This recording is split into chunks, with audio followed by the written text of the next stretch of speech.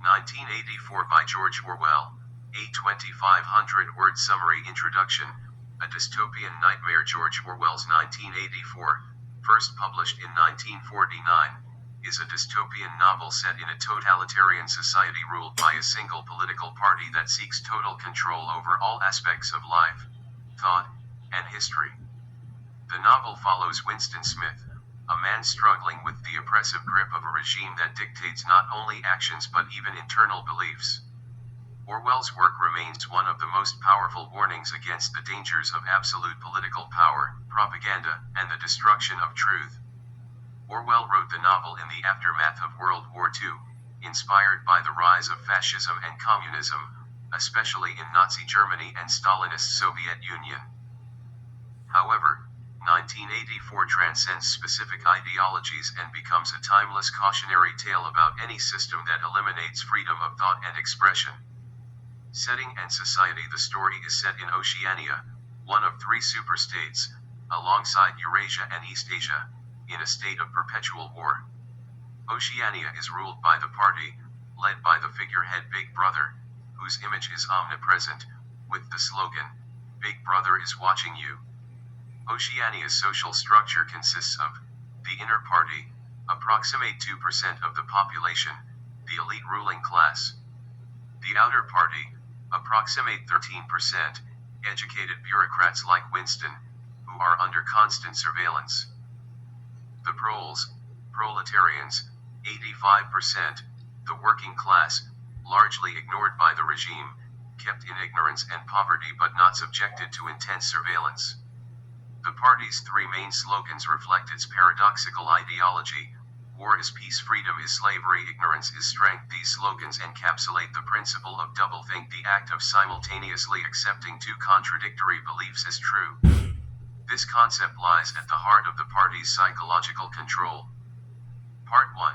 The life of Winston Smith. Winston's rebellion begins. Winston Smith, a 39-year-old outer party member, works at the Ministry of Truth, where he rewrites historical records to align with the party's changing narratives.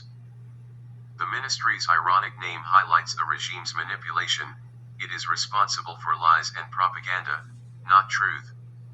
Winston's growing unease with the party leads him to commit a thought crime. He begins writing a secret diary. In it, he questions the party's authority, wonders about the past, and records his hatred for Big Brother. The act of writing itself is a subversive gesture in a world where all expressions are monitored by telescreens and the thought police. Winston is disturbed by the constant alteration of history. For example, when the party changes its enemy from Eurasia to East Asia, all previous records are edited to make it appear that the party was always at war with East Asia. This fluidity of truth makes it impossible for people to maintain a coherent memory of the past. Language as a tool of control. Newspeak. A significant aspect of the party's control is newspeak, a language designed to limit the scope of thought. By eliminating words associated with rebellion or freedom, the party seeks to make revolutionary thought literally unthinkable. For instance, bad becomes ungood, and the concept of liberty is eventually removed altogether. Winston understands that by narrowing language, the party narrows the possibilities of human thought itself. Part 2. Love, Hope, and Defiance. Meeting Julia. Winston's internal rebellion deepens when he begins a relationship with Julia, a young woman who works in the fiction department. Though he initially suspects her of being a spy, she secretly hands him a note that says, "I love you." Their relationship becomes both emotional and political. Julia and Winston meet in secluded places, including a hidden room above an antique shop owned by Mr. Charrington. They find joy and freedom in their intimate moments, which are themselves acts of defiance. The party forbids sexual pleasure, seeing it as a threat to loyalty to the state. Unlike Winston, Julia is not interested in political theory. Her rebellion is personal, not ideological. She is practical and focused on enjoying life in secret, while Winston longs to understand the broader mechanisms of the party's power. The Brotherhood and Goldstein's book. Winston dreams of large-scale resistance and believes that the Brotherhood, a rumored underground resistance group led by Emmanuel Goldstein, might be real.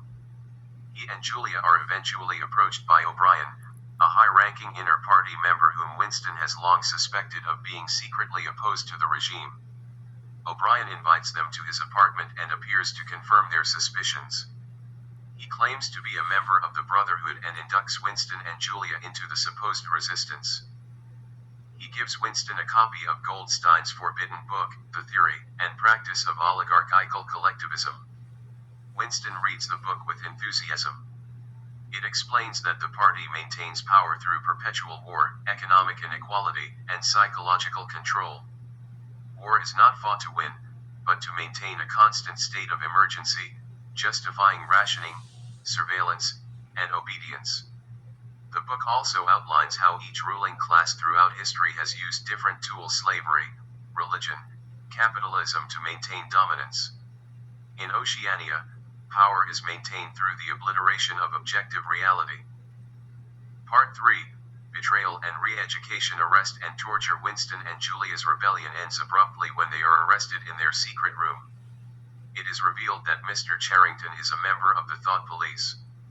Hidden microphones and cameras had monitored them the entire time. Their hope, romance, and resistance are crushed instantly. Winston is taken to the Ministry of Love, where he is subjected to brutal torture by O'Brien. The betrayal is devastating. O'Brien was never a rebel, he was a loyal agent of the party, luring dissenters to their doom. The goals of the party. O'Brien tells Winston that the party seeks power for its own sake. Unlike past regimes that justified power through ideologies or religious beliefs, the party seeks pure control over reality, over minds, over the truth. Through endless torture, Winston is forced to abandon logic and accept whatever the party says is true. O'Brien demonstrates this with the classic example: if the party says 2 + 2 = 5, then it must be accepted. Winston initially resists, claiming that truth exists independently of the party. But under torture, his resistance crumbles. Room 101. The final betrayal. Winston's final ordeal takes place in Room 101, the most feared place in the Ministry of Love. There, prisoners face their worst fears.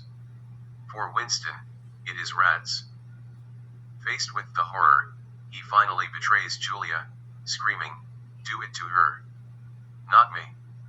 This moment is pivotal. The party understands that true loyalty can only exist when personal attachments are destroyed. Once Winston betrays Julia, his last connection to independent thought and love is severed. The end.